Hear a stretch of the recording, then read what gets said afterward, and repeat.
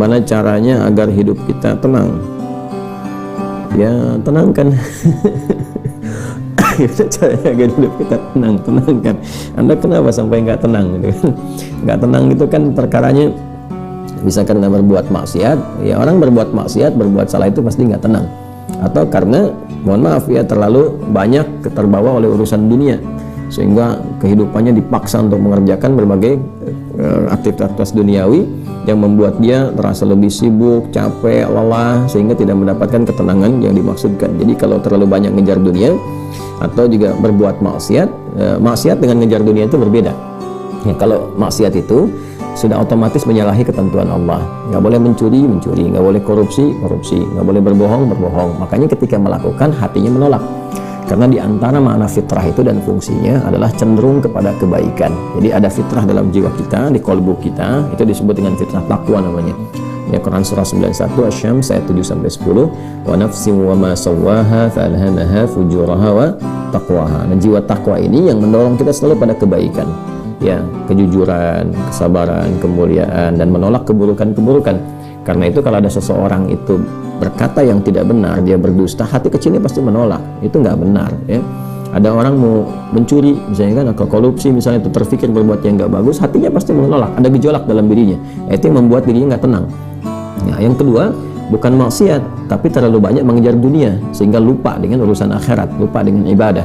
Ya, dia bekerja formal, benar, dia nggak menyalahi aturan, dia nggak korupsi, tapi dia berangkat dari gelap, pulang gelap lagi, menempuh perjalanan, kerja lagi, kena kemacetan.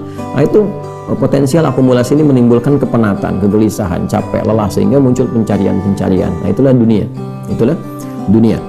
Walaupun saat dia mengerjakan itu, dia mengerjakan tidak dalam konteks bermaksiat, tapi karena terlampau lelah mengerjakan itu dan penat, rohnya kan menuntut. Di tubuh kita kan ada 3 bagian, ya, ada fisik di bagian luar, kemudian ada akal, ya, di pikiran, yang ketiga itu ada hati, ada jiwa spiritual. Masing-masing harus mendapatkan porsinya. Ya, ini kalau bagian tubuh luarnya aja yang makan, fisiknya yang makan, mengonsumsi, tidur, istirahat, ya, kemudian akalnya nggak pernah dipakai, nggak pernah belajar, nggak pernah baca, nggak pernah apa, ini akalnya juga bisa protes, tumpul, nggak nyaman. Ya, sebaliknya juga, kalau dia misalnya ya makan, minum, kerja, aktivitas, olahraga, akalnya dipakai, dia baca dan sebagainya, tapi rohnya nggak pernah diberikan porsinya. Dia nggak pernah ibadah, nggak pernah sholat, nggak pernah baca Quran dan sebagainya. Maka ini yang generator kehidupannya, ini sumber ketenangannya, maka tetap akan gelisah. Karena itu ditemukan betapa orang pintar, ya kan, kerja keras dan sebagainya, tapi ya rohnya nggak terisi, banyak yang bunuh diri. Ya, di Jepang terjadi, gitu kan. Atau bahkan setidaknya ada orang-orang kaya yang sudah hebat, pinter-pinter, ya di akhir hidupnya apa yang dia kerjakan? Ya cuman datang terapi, nanam kangkung, nanam cabai, gitu kan, datang aja untuk mencari ketenangan karena rohnya nggak terisi. Maka Islam, alhamdulillah, ya, agama yang sangat komplit, memberikan pencerahan sekaligus arahan dan pedoman dalam berkehidupan. Fisiknya dituntun, pikirannya juga dimotivasi untuk terus ditingkatkan, pintar sampai ke level yang tertinggi, dan rohnya diberikan porsinya untuk menunaikan ibadah sehingga mendapatkan asupan-asupan menu bagi rohnya. Makanya di kita kan ada sholat, ada puasa, gitu kan. Nah, kemudian ada baca Quran, itu untuk kebutuhan rohiyah kita, untuk memberikan ketenangan. Lalu fisik dipandu, bagaimana cara makan, bagaimana cara beraktivitas, dari mulai bangun tidur sampai tidur lagi kan diatur. Lalu pikiran turun ayat-ayat untuk menjadikan pikiran itu terlatih kuat, kan, bahkan sampai ke level yang tinggi, jenius dan sebagainya. Turun ayat tentang Iqra, banyak baca, turun ayat tentang tadabbur, afala yanzuruna ilal ibili kaifa khuliqat afala yatadabbaruna al-Qur'an, turun ayat tentang riset, inna fi khalqis samawati wal ardi wa ikhtilafil laili wan nahari la ayatil ulil albab, kan, dan seterusnya. Itu supaya semua terstimulus. Nah, jadi kalau ingin tenang, bagaimana cara hidupnya tenang? Seimbangkan 3 bagian tadi. Jadi pikiran kita dilatih supaya kuat, ya, supaya tajam dalam berpikir dan mengarahkan bagian tubuh kita untuk bertindak secara benar. Tubuh ini dilatih ya dengan berolahraga, makan yang benar. Ayat-ayatnya banyak sekali. Ya ayyuhan nasu kulu mimma fil ardi halalan thayyibah. Hai orang-orang, hai manusia semuanya, hai orang-orang, hai manusia, silahkan engkau makan sesuai dengan porsi kebutuhan dari yang halal, sumber yang halal, cari yang menyehatkan. Itu di Al-Baqarah 168. Nah, kalau sudah sehat, tubuhnya sehat, dipakai aktivitas olahraga. Kan banyak hadis-hadis tentang olahraga itu. Alimu auladakum bisibahati warnimaya, kata Nabi, ajarkan anak-anakmu olahraga berenang, atau dengan melentar, atau dengan memanah, atau dengan berkuda. Itu contoh-contoh yang real di era Nabi yang kiranya bisa menyehatkan. Atau kita riset misalnya olahraga apa yang kira-kira menyehatkan ya yang senafas dengan tadi jenisnya bisa berbeda setiap zamannya. Zaman Nabi nggak ditemukan misalnya olahraga futsal, basket, misalkan bola, apalagi jenis-jenis yang sekarang ada banyak atletik dan sebagainya. Tapi kan kita bisa meriset, oh ini renang ini apa saja nih manfaat-manfaatnya, apa nanti olahraga sejenis yang kira-kira yang sama yang bisa dipraktekkan kekinian, atau olahraga yang berbeda tapi manfaatnya sama, melatih otot ini, menyehatkan yang ini, silahkan walaupun jenisnya nggak sama di era Nabi. Era Nabi misalnya dengan memanah, era sekarang misalnya dengan olahraga menembak gitu kan, sah-sah saja silahkan, yang penting konsentrasinya sama walaupun dengan alat atau perangkat yang berbeda. Ya nanti kalau ingin dilatih lagi dengan panahan ya nggak ada masalah. Jangan disimpulkan begini, kalau kalau panahan sunnah, kalau menembak misalnya bid'ah, nah itu sempit dalam berpikirnya. Ya, dan Nabi pun kan visioner. Di zaman Nabi mengatakan, ajarkan anak-anakmu berenang di mana? Di padang pasir. Ya kan? Kan tidak mudah mendapatkan tempat renang, ya kan? Nah, tapi kita tarik ke sekarang kan itu visi yang panjang. Kalau di riset, di berenang ini ada olahraga yang menyehatkan otot ini, otot itu, untuk cedera, untuk saraf kejepit, untuk macam-macam misalnya. Nah itu sesuatu yang bisa kita riset, lalu kita bisa keluarkan jenis-jenis baru yang mengambil dari manfaat itu. Itulah riset. Nah, terkait dengan ketenangan ini, apa amalan pokoknya? Karena ketenangan bagian dari pikiran yang disupport oleh keadaan jiwa. Jadi intinya di kolbu, ketenangan itu intinya di kolbu. Jadi kalau kolbunya nggak tenang, hatinya nggak nyaman, hatinya nggak tenang, itu kebawa ke pikiran. Makanya orang-orang kena penyakit hati sekalipun dia sehat tubuhnya, ya jenius otaknya, tapi kena penyakit hati, dia kena penyakit iri. Ya iri kan iri hati, saya belum pernah dengar iri akal, iri pikiran, ya, atau iri mata, ya iri kaki, iri tangan, nggak ada. Yang ada iri hati. Ya dengki misalnya, ria, itu penyakit hati semua. Makanya orang dengki, orang hasad itu pasti hidupnya nggak tenang. Ya, orang berilmu tapi dia kena penyakit hati, iri kepada orang berilmu yang lain, itu nggak tenang hidupnya. Ya kan? Orang kaya tapi dia pendengki, kaya terhadap dirinya sendiri, ya, dan dia dengki dengan kekayaan orang lain, itu nggak akan tenang. Dia terus pikirin bagaimana melampaui orang itu, bagaimana supaya dia celaka dan sebagainya. Itu yang sangat berbahaya. Maka untuk menenangkan diri itu, amalan-amalannya tidak ada yang lain kecuali meningkatkan ibadah, meningkatkan amal soleh, meningkatkan ketaatan. Semua jenis amal soleh itu di Quran disebut dengan zikir. Dengan apa? Zikir. Salat misalnya namanya zikir di Quran, disebutkan dengan zikir. Quran surah ke-20 Taha di ayat ke-14, innani anallahu la ilaha illa ana fa'budni wa aqimis salata lidzikri. Sayalah Allah, kata Allah, tidak ada Tuhan yang layak dipertuhankan dan disembah kecuali saya. Ya, kemudian kata Allah, fa'budni, maka setelah engkau bertuhan kepada saya, kata Allah, sembahlah saya. Nah, ini kalimat yang paling jelas sekali, nggak ada ambigu, terang, menyebabkan kita memahami bahwa ini kebenaran risalah Islam dari aspek ketuhanan. Ya, silakan Anda komparasikan. Ya, saya sejauh ini saya mengkomparasikan, melihat, membandingkan, saya tidak menemukan kecuali di Islam yang di dalam kitab suci mengatakan langsung Tuhannya langsung, ya, yang berkata saya Allah, kata Allah itu kan, ya, tidak ada Tuhan selain saya. Itu tegas sekali, ya, menyebutkan saya Allah, nggak ada Tuhan selain saya, sembah saya. Dan biasanya kalau ada kalimat atau informasi yang pede jelas disampaikan, itu menunjukkan kekuatan dan kebenaran, karena Allah dengan sendirinya, dia kan meyakinkan, ya, kita semua dengan menegaskan sifatnya tegas, dan karena memang ketuhanan itu hanya dimiliki oleh Tuhan yang benar.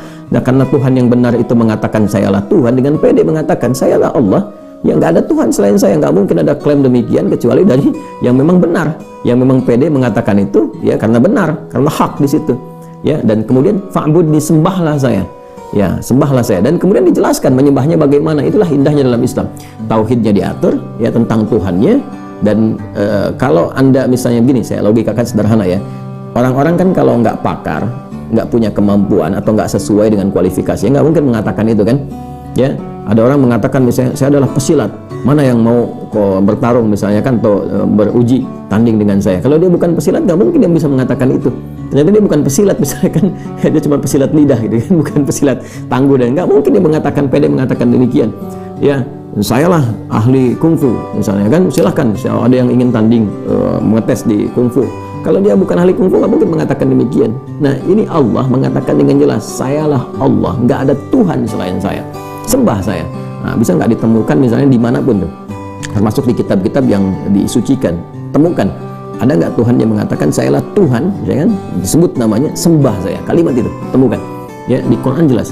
Kemudian fa'budni, sembah saya, wa aqimis shalah, dan tunaikan sholat. Cara menyembah saya itu dengan menunaikan sholat, dan diatur. Ini indahnya dalam Islam tuh.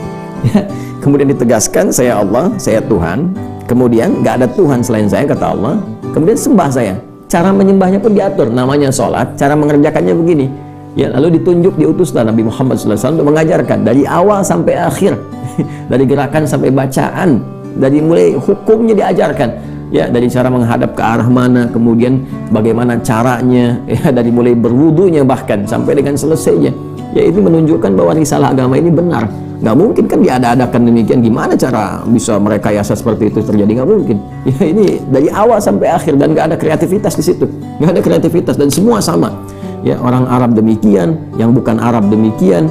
Ya, jadi nggak ada ceritanya misalnya di Arab pakai bahasa Arab, di Indonesia pakai bahasa Indonesia.